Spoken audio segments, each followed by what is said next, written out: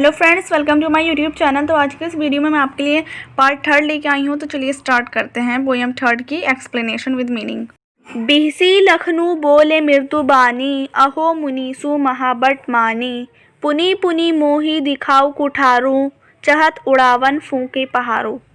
यहाँ पर बिहसी का अर्थ है हंसकर, और मृदु का अर्थ होता है कोमल, और महाबट कहते हैं महान योद्धा को, और पुनी पुनी का अर्थ है बार बार, और कुठारू का मतलब होता है फरसा, और पहाड़ू कहते हैं पहाड़ को।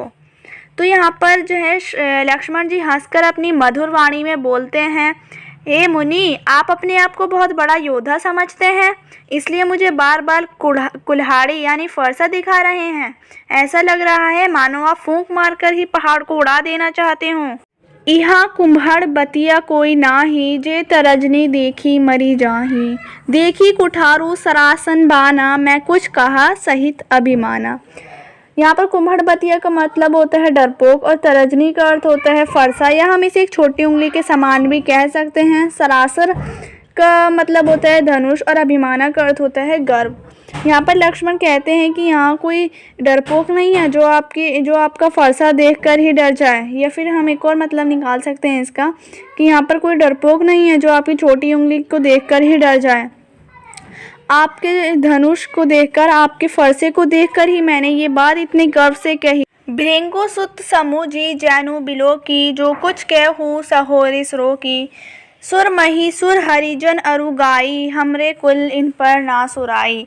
यहाँ पर जो है बिलोकी का अर्थ होता है देखकर, और रिस मतलब होता है क्रोध, और सुर का अर्थ होता है देवता, और महिसुर यानी के ब्राह्मण, और हरिजन अरु का अर्थ हो गया भगवान के भक्त, और गाय का मतलब होता है गाय, और सुराई कहते हैं वीरता को। तो यहाँ पर जो है लक्ष्मण कहते हैं, मैंने तो आपको भृंगुवंशी समझा था, और आपको एक महान योद्धा समझते हुए जो भी मैंने कहा वो सब मैंने गर्व से कहा था, और आपने जो भी मुझे कहा वो सब मैंने अपने गुस्से को क्रोध को काबू में करते हुए सब कुछ सुन लिया था।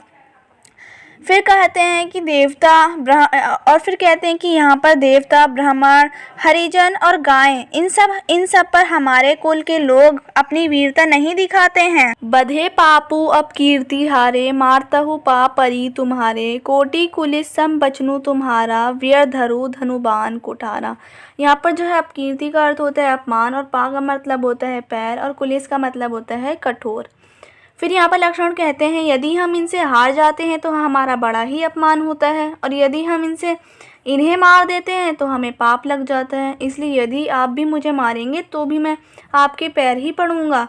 आपका तो एक एक वचन ही इतना ज़्यादा कठोर है कि आपको ये सब फरसा और धनुष को रखने की ज़रूरत नहीं है। जो बिलोकी अनुचित कहियूँ, छमहु महामुनि धीर। सुनी सरोष भृंगुवंश मणि, बोले गिरा गंभीर। बिलोकी का मतलब होता है देखकर, छमहु का मतलब होता है क्षमा करना, भृंगुवंश मणि मतलब कि परशुराम।